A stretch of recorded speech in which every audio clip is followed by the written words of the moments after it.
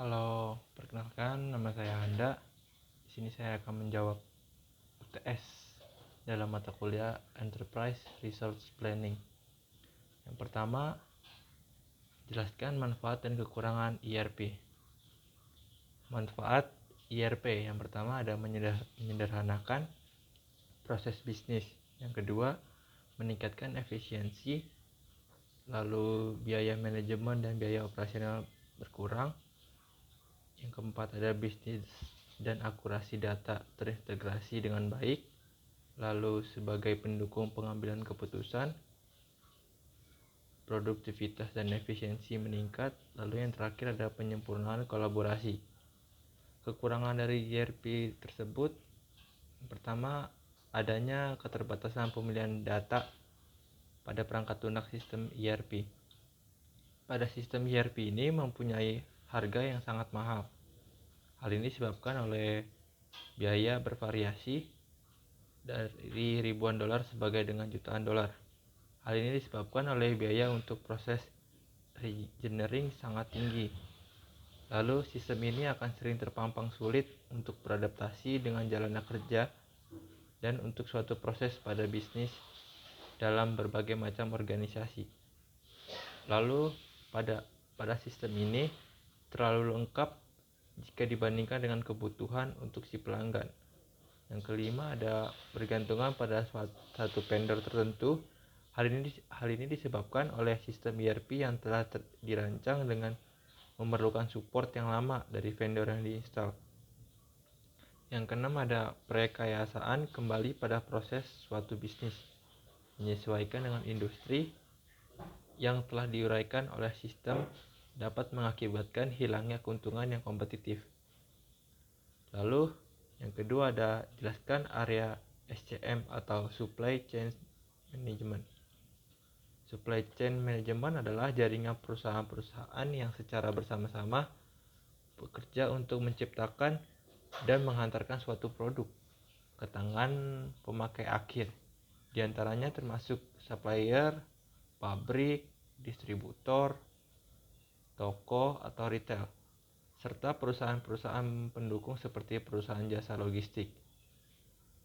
Lalu yang soal ketiga ada berikan contoh real yang berbeda dari MRP atau Material Recruitment Planning. Material Recruitment Planning MRP adalah sebuah mode yang digunakan untuk membuat jadwal pengadaan material atau bahan baku untuk keperluan produksi. Pembuatan MRP didasarkan pada perhitungan MPS, Inventory Raw material, jumlah pemesanan, dan lead time pengiriman.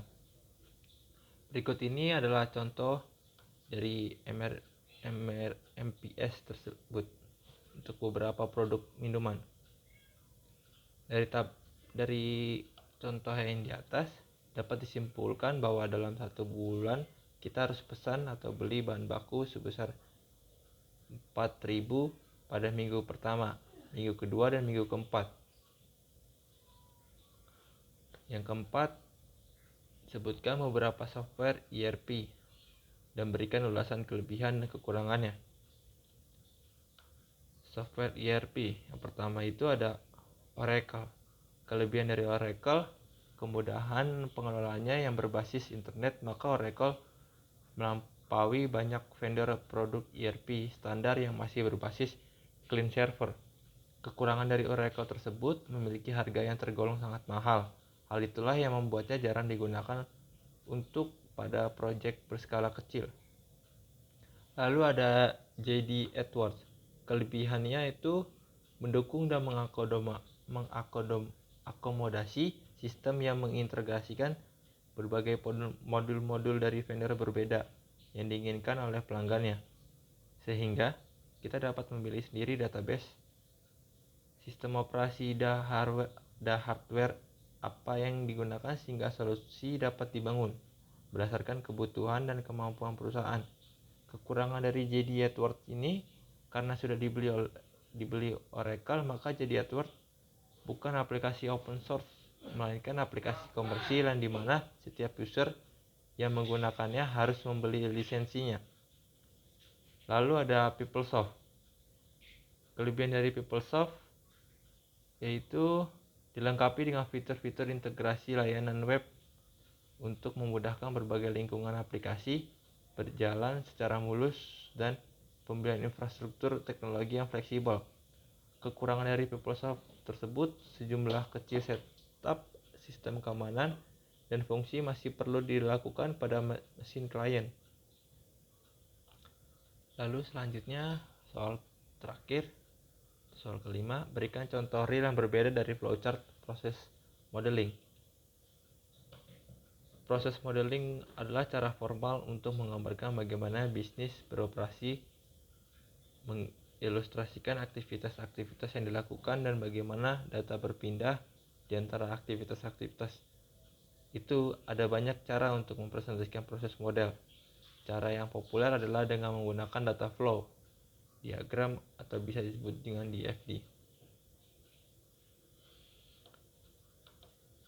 Data flow tersebut bisa saya jelaskan secara. Yang pertama itu ada paten. Lalu dipindahkan ke bawah, yaitu ada cancel approachment dan langsung dipindahkan ke approachment D2. Setelah dia berpindah posisi langsung ke find possible appointment, lalu masuk ke cek patent status, langsung masuk ke D1 patients-nya. Dari D2 appointment-nya bisa di cancel, bisa masuk ke cancel appointment, lalu pindah ke find possible appointment. Seperti itulah diagram flow-nya yang digunakan oleh proses modeling tersebut. Mungkin sekian dari saya, kurang lebihnya mohon maaf. Saya pamit undur diri.